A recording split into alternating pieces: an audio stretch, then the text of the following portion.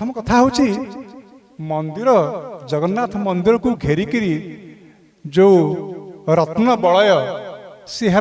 मठ और आश्रम बलय गोटे रिंग गोटे गोल्डन रिंग गोटे डायमंड रिंग से मंदिर को घेरिकी रही गोटे गोटे एफिलिएटेड श्रीमंदिर सहित गोटे बंधन रे बंधा तेणु मठ माने मंदिर सहित बंधा होती निजर सांप्रदायिक देवता तांकर उपासना सहित प्रत्येक मठरे जगन्नाथ निश्चय थे जेते मठ अच्छी सबु गुड़िक जगन्नाथ महाप्रभु निश्चय थे आप देखु मंगू मठ हो कि से जो बावली मठ हो बा कबीरदास मठ हो आप जुआड़े जातु जो संप्रदाय मठ हो से मठ महाप्रभु निश्चय विराजमान करथिबे तांकर उपास्य देवता सहित गोटे खटुली गोटे सिंहासन रे निश्चय महाप्रभु विराजमान करते ये समस्त बहुत विराट कार्यर दायित्व थिला मठ मानक उपरे समय बदली मठ मानकर अधोगति आरंभ होईछि आज गले जमी गोटे हाहाकार सब मठ प्राय मठ आप जुआड़े जातु देखिए हाहाकार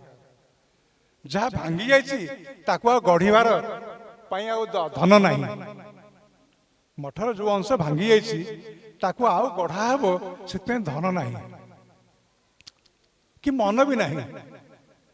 तेणु एभली एक समय नीलदास मठरे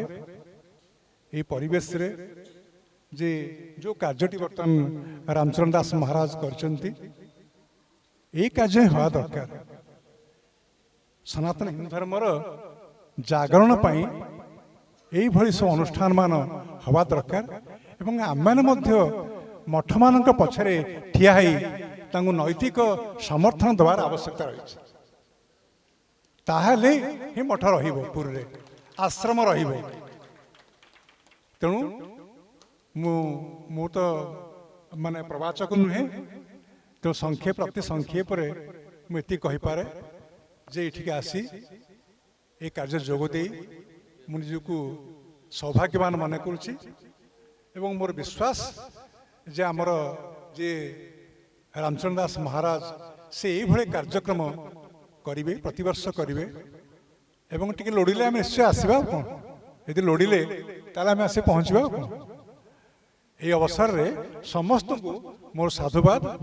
बहुत बहुत शुभकामना सहित मुझे कही मोर वक्तव्य को शेष कर